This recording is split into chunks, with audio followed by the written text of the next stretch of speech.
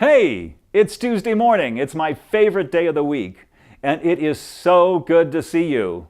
I'm John Merriman, and this is your Tuesday morning guitar song.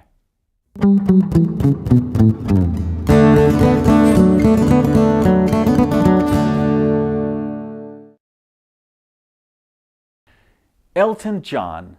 He's the third most popular musician in history after Elvis and the Beatles, if you go by music charts and sales. But his path was fundamentally different than the other two. His early success was not fueled by an endless ocean of screaming girl fans. He didn't have hundreds of teenagers camping outside his hotels, and he wasn't surrounded by an army of security and police to keep him from getting ripped apart. Elton John did not invade America by landing in an airport with 1,000 screaming teenagers. He invaded America by winning our hearts. He won our hearts with these intimate, perceptive, and thoughtful pop songs that were set to the catchiest rock beat that's ever been broadcast from a radio tower. In my opinion, Elton John invaded America with a secret weapon. And that secret weapon had a name. It was Bernie Taupin. Bernie Taupin wrote the lyrics, and Elton John wrote the music. And it was Bernie's lyrics for me that were profound and deep. His words and images set those songs apart. They were so much more sophisticated, so much more complicated than the usual pop songs of the day. And you take Bernie's lyrics and you put those together with Elton's music, and Elton had more hooks than a tackle box. The synergy that created was just incredible. It's still going on today. Elton was the master showman, and Bernie was the master poet. It was an incredible combination. And it's funny, like so many pop stars of that day, they came from very humble beginnings. Elton was born in 1947 outside of London in something that was like public housing. Him and his parents lived with his grandmother until he was 6 years old and they could afford a little house of their own. His father was an ex-military man, and by most accounts he was very strict and abusive. Elton was shy and had self-image problems, but he had an incredible prodigy-like aptitude for the piano. At 11 years old, Elton was awarded a scholarship to the Royal Academy of Music, and at 11 years old, he could play back by memory a complicated 4-page classical piece that he had heard once. He was on the road to becoming a great classical pianist, but that was just too boring for Elton. He got his first professional job when he was 15 years old in a local pub. His first band he got at 17, which was called Bluesology, and he's been working in music ever since. Now, Bernie was raised in the country way north of London in a county called Lincolnshire. He was the son of a farmer, and he was a terrible student. He left school at 15 and became a print shop apprentice, and he had dreams of becoming a journalist. But he soon left that job, and he became aimless, and he worked dead-end jobs, and he floated around England. Then at 17, he floated into London. And Elton was 20, and he was in London. And they both answered the same newspaper ad that was put into a local music newspaper. The ad was put in by Liberty Records. It was an open audition for musical talent. They would hear anybody who wanted to come. And a man named Ray Williams auditioned both Elton and Bernie at separate times. He didn't like them individually enough to sign them, but he was the one who suggested that Elton work with Bernie. He saw something in them that complemented each other, and he thought they'd be a good match. Well, that was like putting nitro together with glycerin, and boom, the explosion is still going on. Ray hired them as a songwriting team, and they worked for Liberty Records for a couple years, and then they went off on their own. And now they are the longest running and the most popular and successful songwriting duo ever. And you know, I was always thought that Bernie was never really given his due. I always thought that he should have been knighted with Elton and he should have all the spotlight and the glamour that Elton had.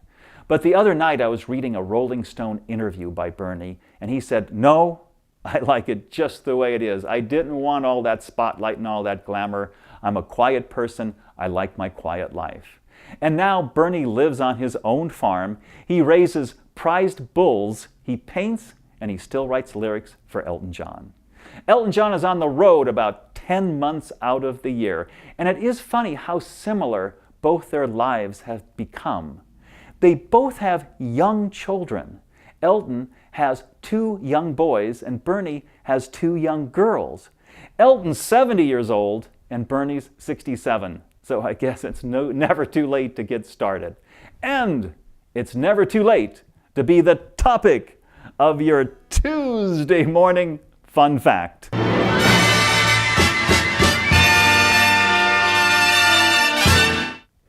Here's your Tuesday morning fun fact. It's hard to get your mind around just how big the Elton John phenomena was during the course of his long career. The other night, I was trying to read a list of all his awards and accomplishments. I could not make it to the end of the list. I got so bored, I had to give up. Elton John has 38 gold albums. 31 of those have gone platinum or multi-platinum. He has the biggest selling single of all time with Candle in the Wind. And I think these 2 facts really focus in on how big Elton John was. In the mid-70s, Elton John was responsible for 3% of all record sales on this planet. And 1 out of every 50 albums sold were one of his. Not bad for that shy kid from London who grew up to be one of the world's greatest pop stars. Hey, it's time to play guitar.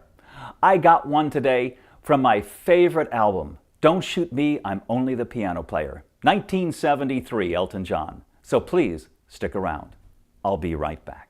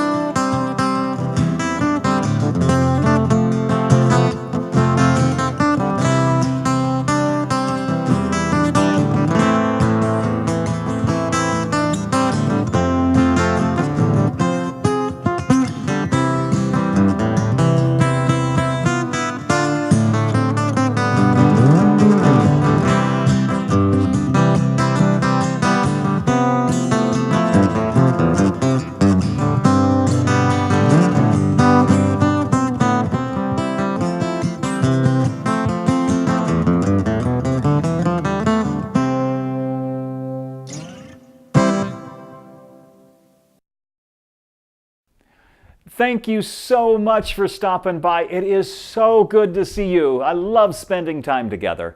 If you have time, leave a comment, hit the like button, share on your social media, and come by my website, johnmerriman.com, no H in John, johnmerriman.com, and sign up for the show. I'll send it to your inbox every Tuesday morning for free.